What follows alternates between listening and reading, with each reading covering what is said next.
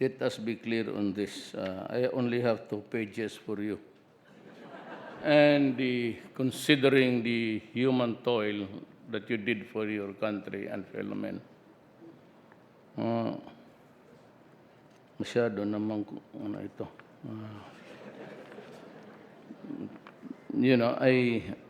Kasi I'm not into reading speeches.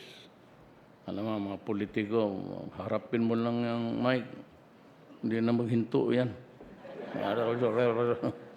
Kaya ako nasanay na, but if we are in a hurry or a time constraint, ito ang binabasa ko. Pero I have more to tell you. Vignettes of life. Share lang tayo. The Executive Secretary Salvador Medjaldia, the Ombudsman of the Republic of the Philippines, Samuel Martires, Commissioner Leopoldo Roberto Valderosa, the officials and members of the Civil Service Commission headed by Chairwoman Alicia Bala, the officers and staff of the Career Executive Service headed by Executive Secretary Maria Antoinette Alones, the 2018 Distinguished Awardees of the Gawad Career Executive Service, Pag-asa Dangal ng Bayan, Presidential Lingkod Bayan. Of course, we have here Secretary Delfin Garcia of the DND, the DILG Secretary General Anyo, and wala, absent yung iba, tinamad siguro. Ladies and gentlemen, I have a prepared speech. If you don't mind, I will read it later. Pero marami kasi akong gustong sabihin sa inyo about our country. Alam mo, ang Pilipinas, maraming pera. Actually, if we just talk about the needs to meet the challenges of day-to-day governance, and of course, the long term, take about 2-3 years of projects, meron ho tayo. But the problem is, I would like to tell you now, and very frank with you, the presence of the Ombudsman is here. Corruption. Talagang matindi ang corruption. And I would just like to lay the 2 predicates. Unless we stop corruption, and unless there is law and order in the Philippines, I am sad to say to you, we will never rise from our present level of governance. Maski idagdag mo yung akin, maski anong gawin ko, wala pa rin.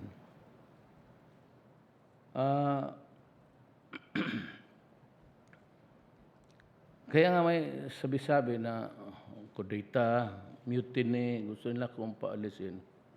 The irony of it all is gusto ko talagang umalis. Bigyan mo ako ng magandang rason. As a matter of fact, Senator Lorenzana was the Secretary Lorenzana, General Anyo, si Bingbong, and all. About 2-3 weeks ago, I called for a command conference. Alam mo, I was busy fixing the Nayong Filipino. And I decided that afternoon that everybody will go. Sinasabi ko na sa lahat, anong bagay man yan, baski balot, basta gobyerno, you have to go into a bidding. A bidding that is not rigged and a bidding that is properly done.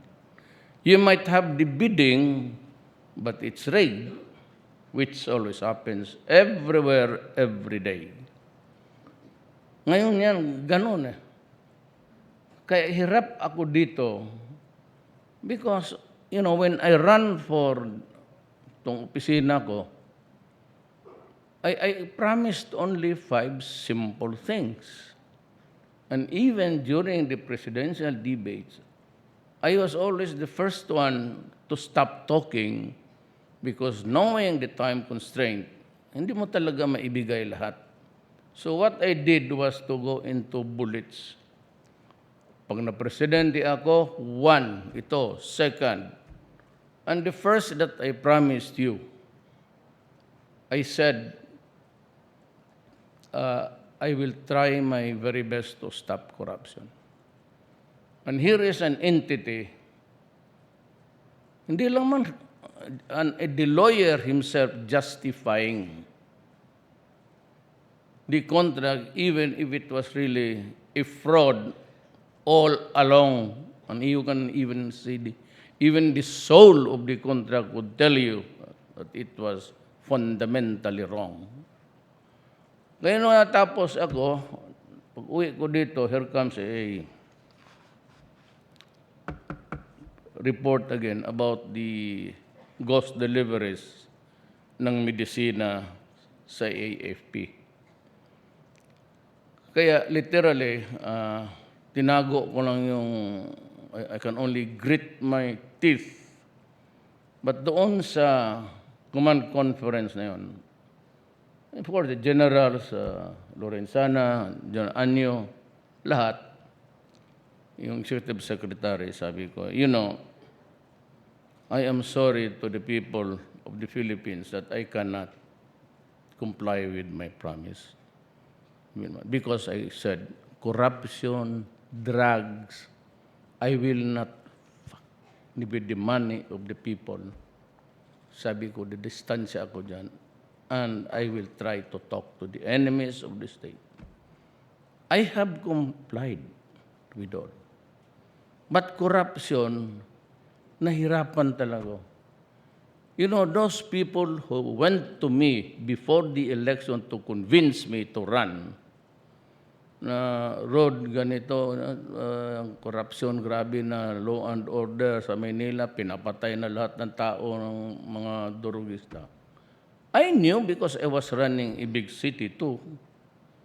At alam ko. Kasi sabi ko sa kanila, ayaw ko. Kaya binibiro na ako nila ni Miguel Dia and Faildon itong si Solgent. Pupunta doon, itong si Solgent ang nakakatawa. He went to Davao to see me. So what time are you available? So, well, I will, this afternoon late. Okay, we'll have coffee. Sabi ng kalida na to. And I knew that may problema siya. He was looking at me. Kasama siyang colonel ng pulis. Nagtitinginan kami doon sa ano. Sabi ko, ano? Bakit nagtingin? In love ka sa akin? Kababata ko yan. He is an Ilocano. He is related to the Marcoses. Kinunya Josefa. But he grew up in Davao. The migrants pumuntang Davao long time ago. Pero Ilocano talaga yan. You can understand why now. Sabi ko tumindi ko doon, sabi ko,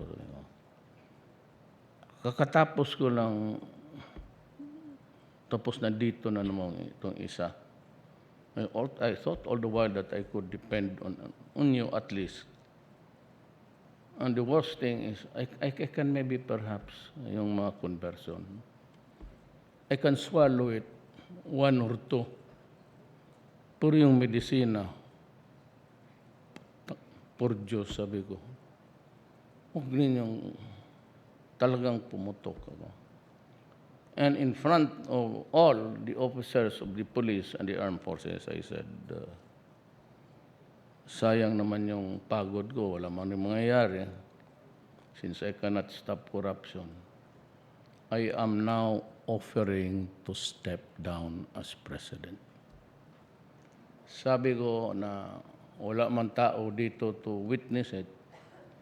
If the 5 major commanders of the Navy, Army, Air Force, and Agbayalde was there, kung magtindig kayo and say that my time is up, I will go.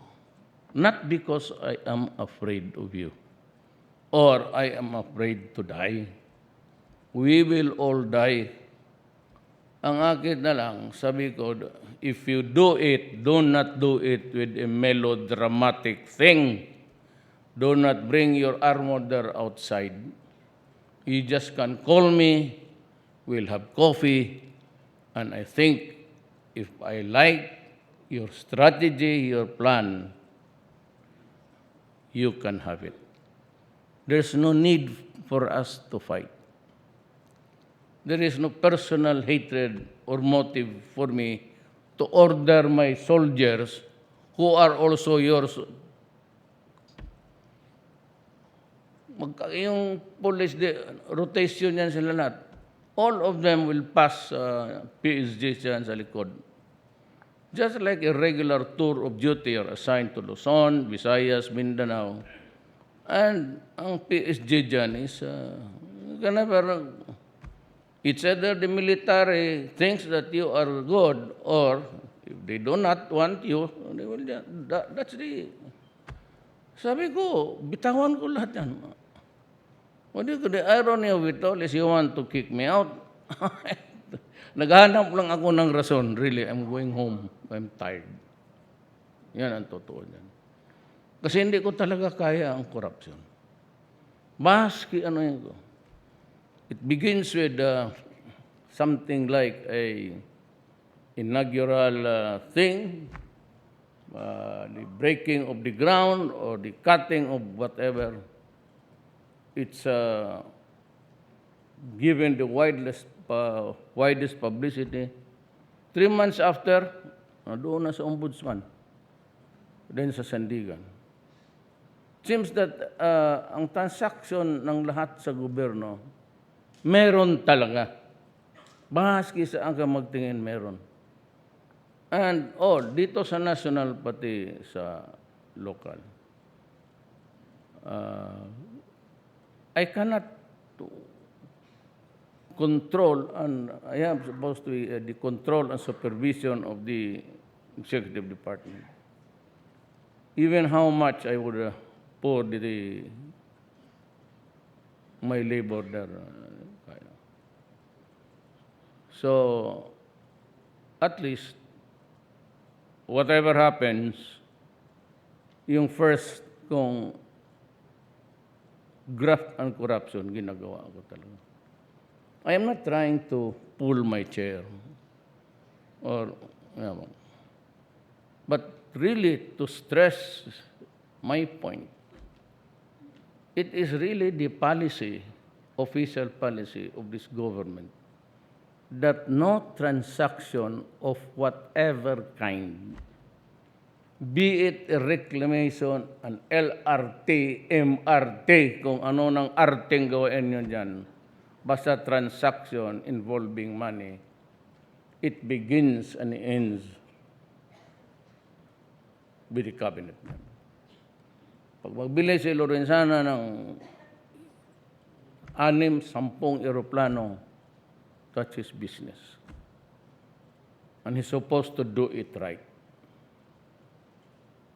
So wala akong problema sa kanila. Kay Secretary Anyo, local government. Nandyan mo yan sila lahat. I have never, ever called them. Sila may listening device yan, sila yung mga sundalo na wala silang makuha niyan. I never talked to them. I had not even called Midjaldia 1. Ako dito lang sa Malacañan. I reserve my comments. I have a list.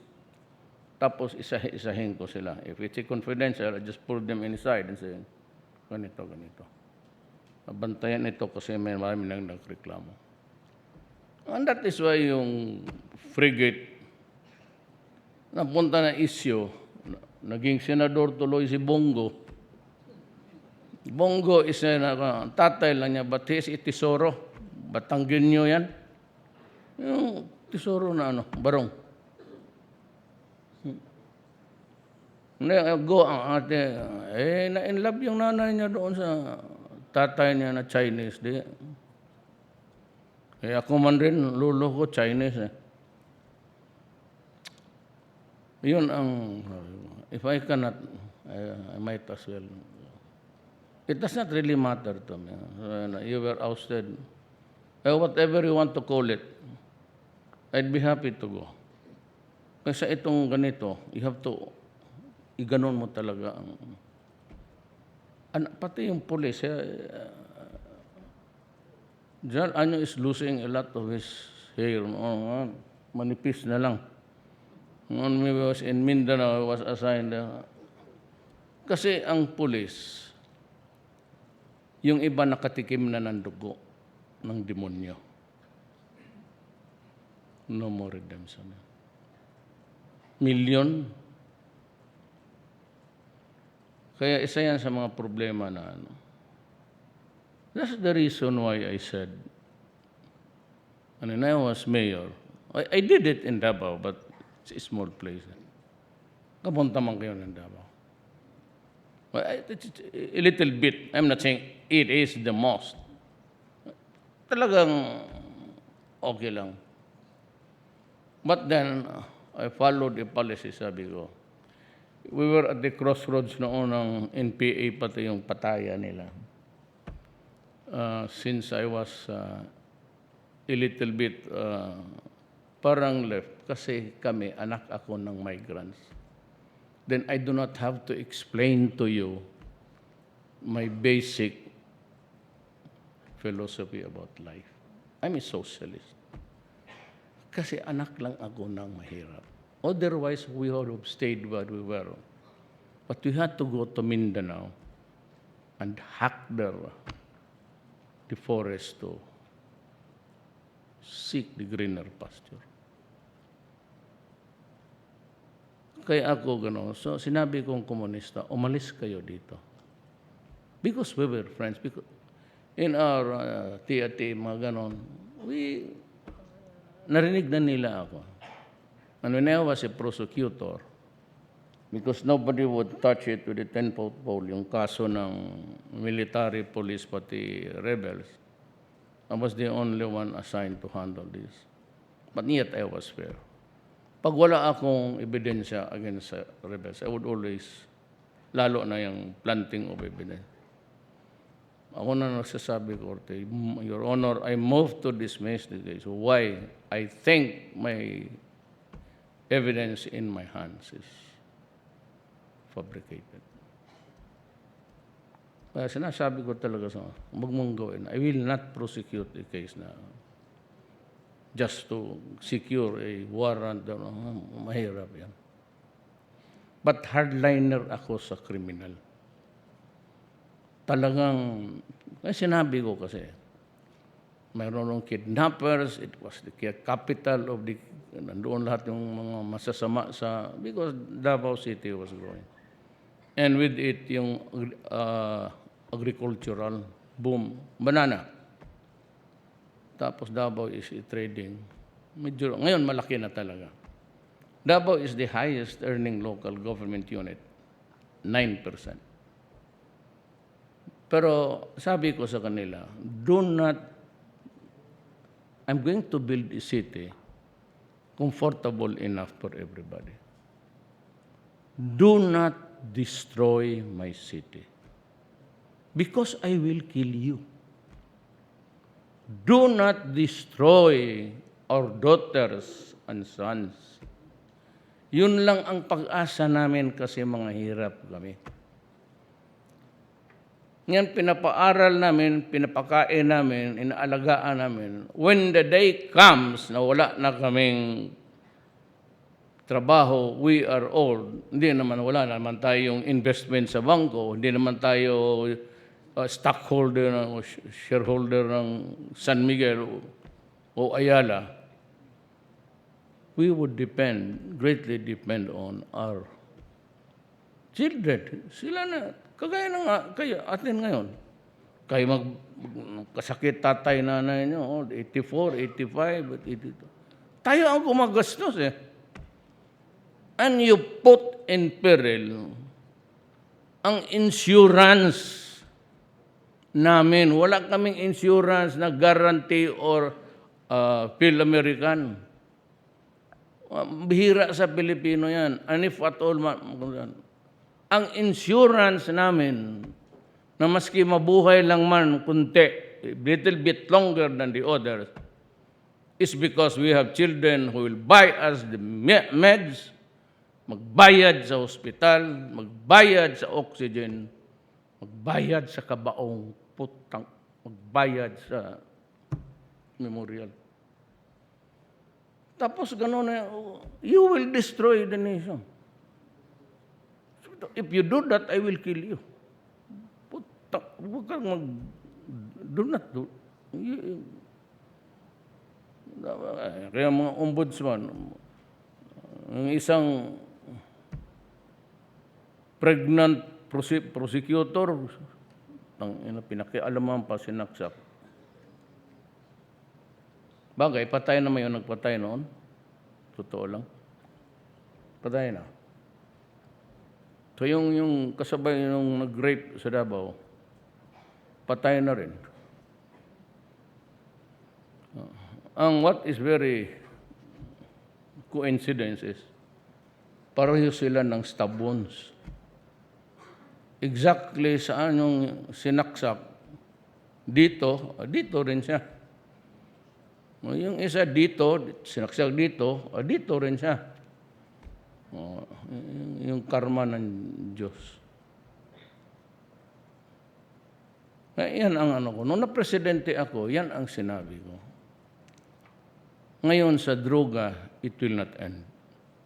It will not end. As I have said, dito sa presidency, I will put on the table my life, my presidency. I can lose it anytime. My honor. Pero basta yung pangako ko stays. No corruption, walang drugs, o minimize. At least may 49% ngayon. Wala na masyado yung saksakan. Itong human rights, may human rights ito. Anong suntukin kita ngayon dyan? Alam mo, yung tambay, wala namang masyado matatanda. Sa bahay, may asawa, pamilya. But most of the tambays, really, are itong mga bata. Masabi sa survey, they consider it a violation of their human rights. Bullshit. You know, if you are a minor, the parents' patria comes in. I can take you out, especially now, with the epidemic of drugs and everything. I can take you into custody of the law or by law and keep you somewhere to protect you. You are not being arrested. You are not being driven away. But a curfew for the minors, it's really good for you. Bakit mo isugal talaga? There are preventive measures that can protect the community. Why do you have to, itong mga human, kung ano ang pinagdadaldal ng, there are things that I have to do because I have to do it. Who will do it? Alam mo yung police noon, sabi lang, walang, before you, Duterte, there was really no killing, no extrajudicial. Oh, look what happened. When I became president, I insisted on opening the records. Oh, how many thousands, hundreds of thousands nandyan sa lumabas? Payat. Halos lahat sila payat, nakita mo sa TV. Kinakain niyang shabu.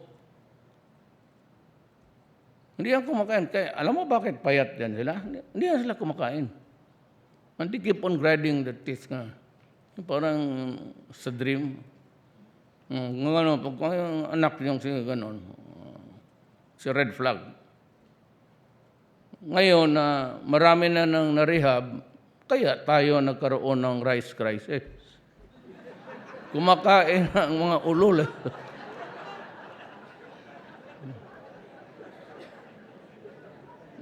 No, maybe next time pag may crisis naman, instead of you distribute siya po, kumain yung iba para we can save rice for the others, especially the innocent and the good ones.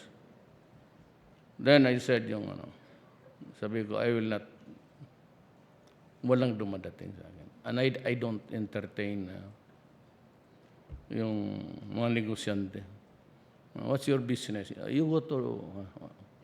Pero there is one exception. If you have a complaint, any of you, any Filipino, kaya yun yung sa frigate yun. Kasi yung may-ari ng frigate nanalo, gusto niya i-deliver. Hindi pa i-certify ng mga Navy, kaya si Lorenzana nagalit na. So he wrote a letter. Sa awa ng Diyos, hindi niya alam kung sinong nabigyan niya. So the court nagkaroon. So it reached into the unlawful hand. They made a story. Tinawag nila si Bong, yung aide ko. O ngayon, kandidato na pagka-senador. Sinabi ko talaga, that's your passport to... Sabi ko talaga, wag kang mag-insist, kasi hindi, closed door. Sabi ko, no. You insist in an open inquiry. Wala yung closed door. Magduda ang mga tao dyan.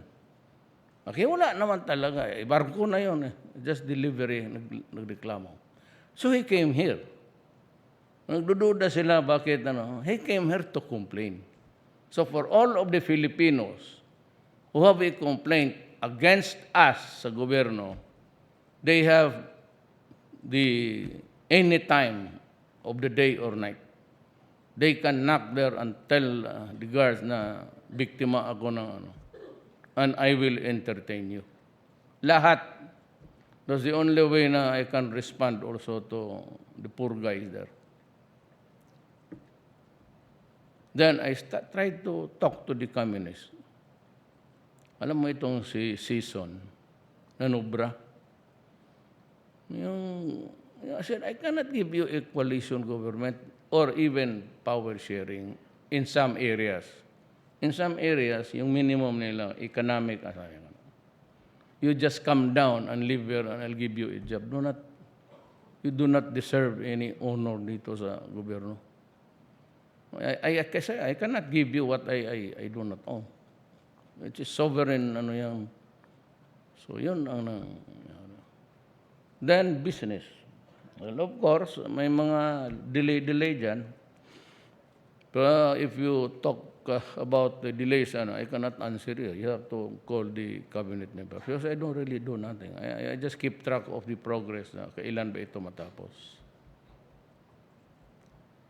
Gusto ko lang malaman ninyo na at one time, I really offered to resign before the armed forces and the police NA. Yung unahan ko, sabi ko, gusto ninyo, all you have to do is to stand up and I'm ready to go. It's not, of course there will be a fight if I refuse. But for what? Kung ako lang ang mamatay, okay lang. Kung itong mga to, puro mga army rin, magipag-awayan sa army doon, para kayong buang. Mag-uwi na lang ako sa amin. Anyway, my father was a soldier. So,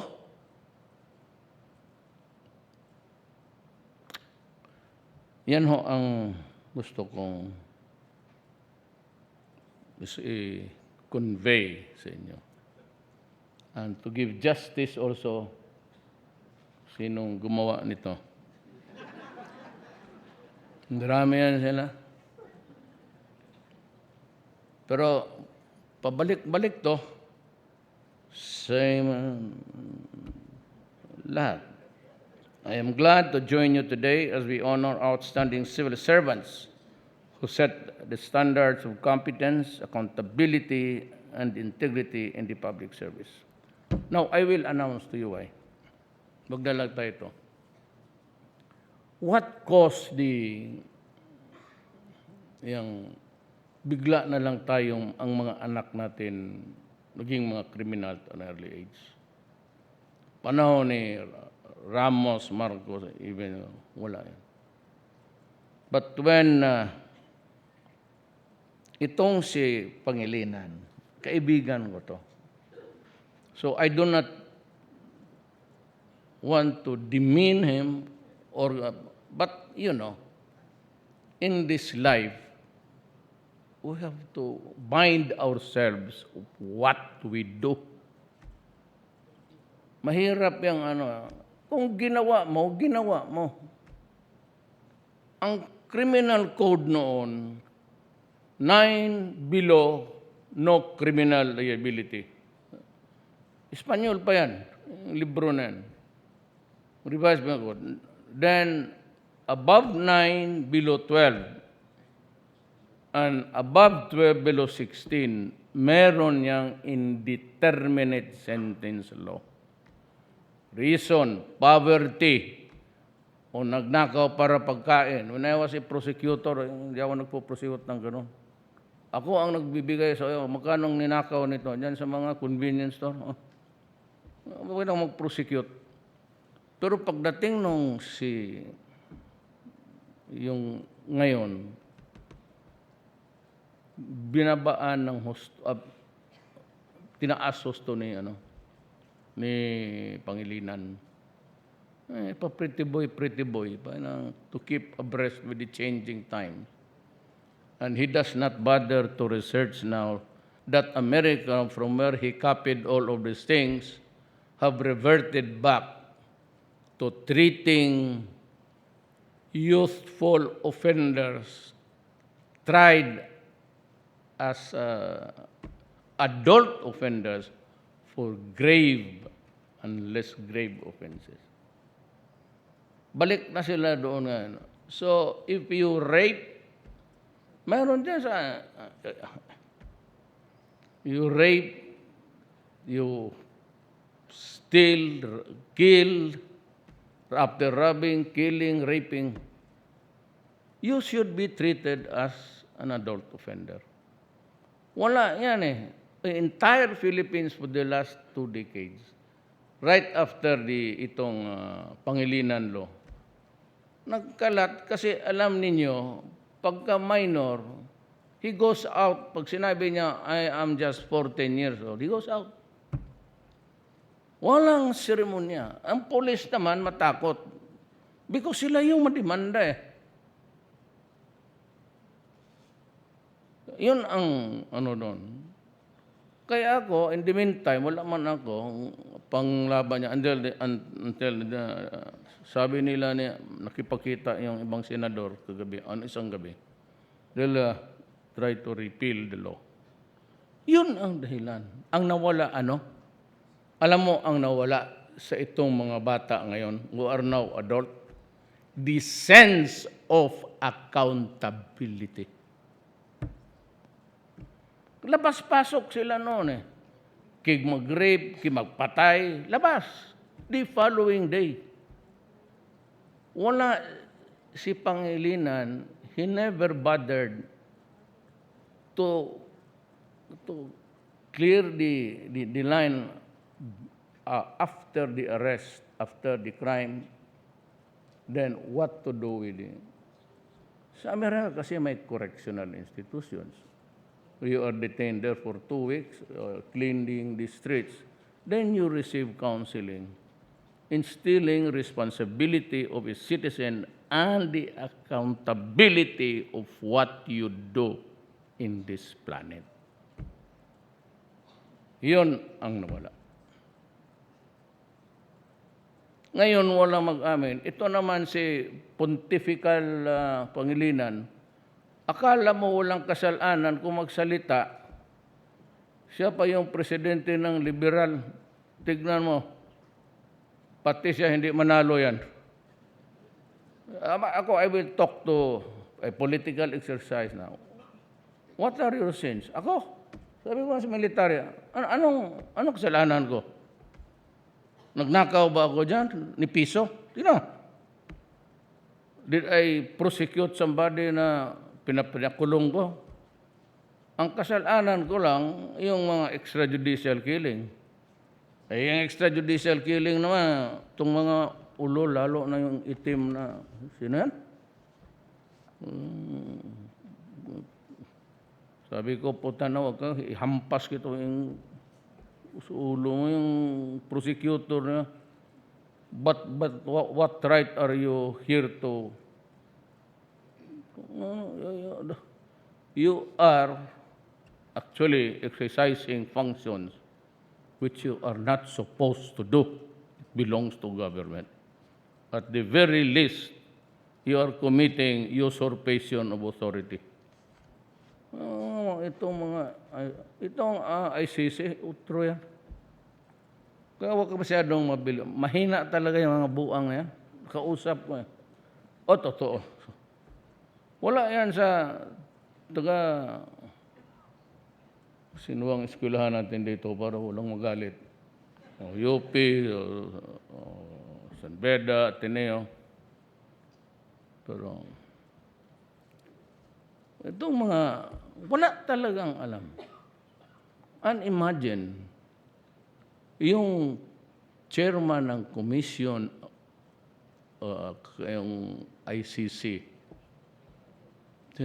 is the brother of the King of Jordan.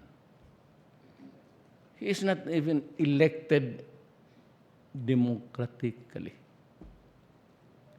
He is there as a part of the ruling elite. Now you come to me na sabihin mo, I need a psychiatrist. Gusto kong gago ka pala.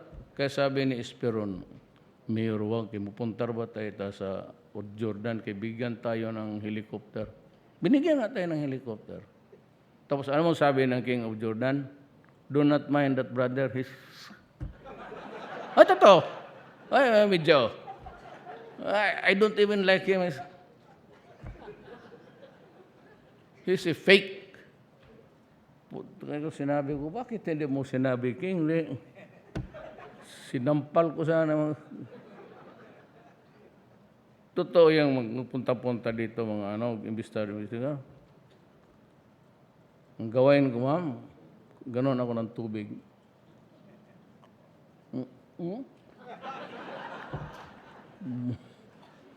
Butang ina.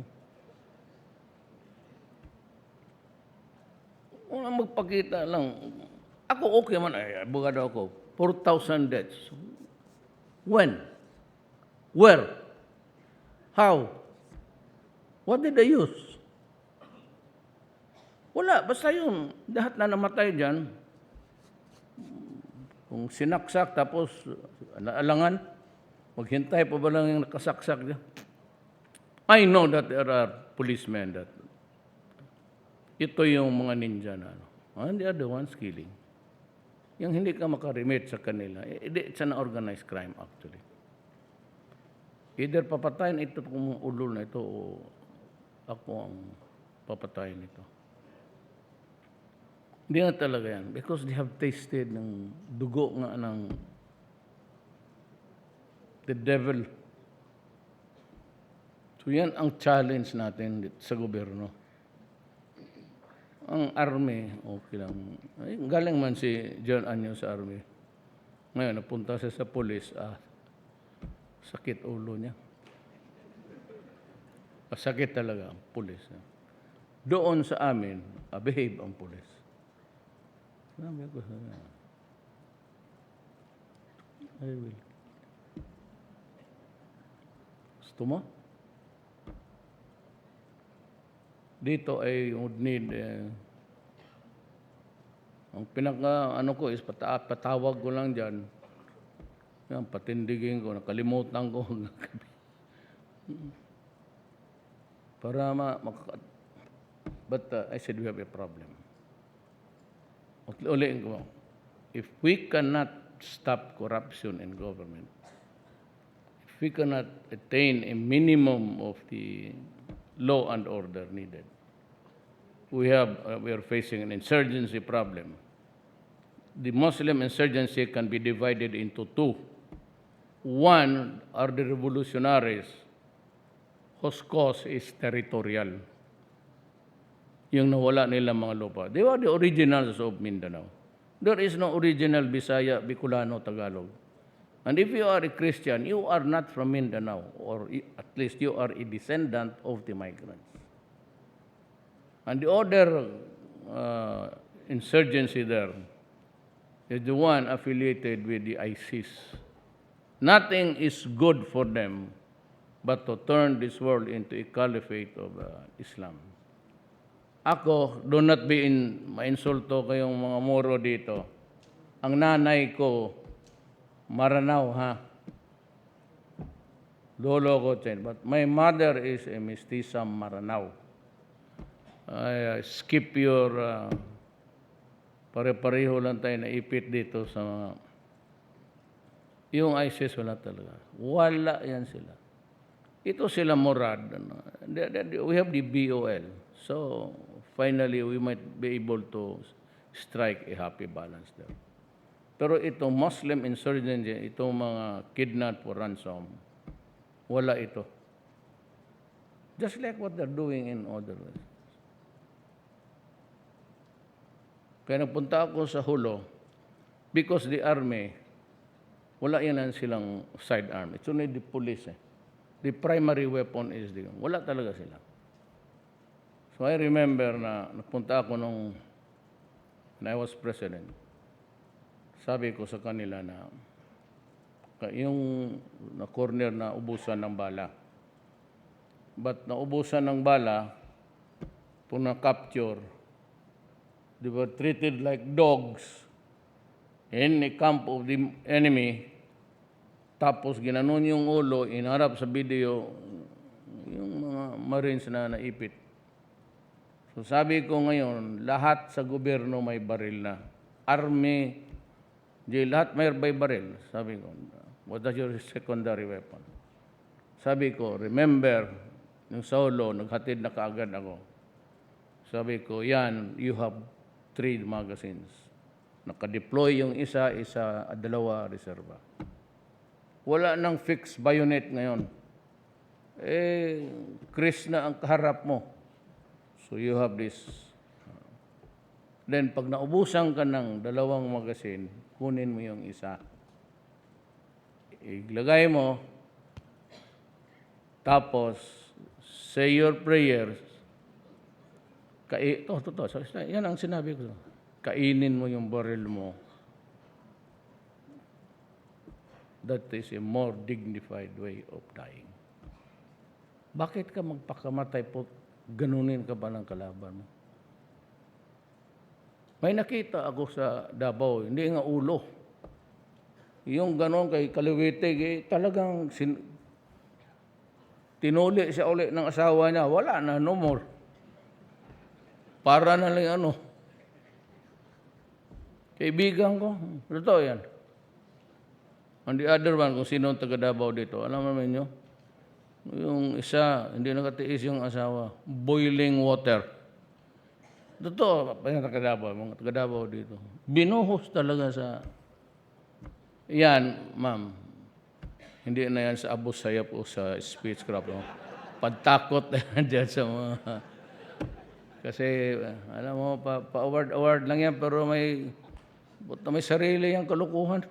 Wala ka may mga bisyo yan. I'm suggesting 2 ways of doing it. Yung hot as in hot, with full of the, you cut the goddamn, maldito lahat na. Wala. Forward. Saan si Rillion? Mayor?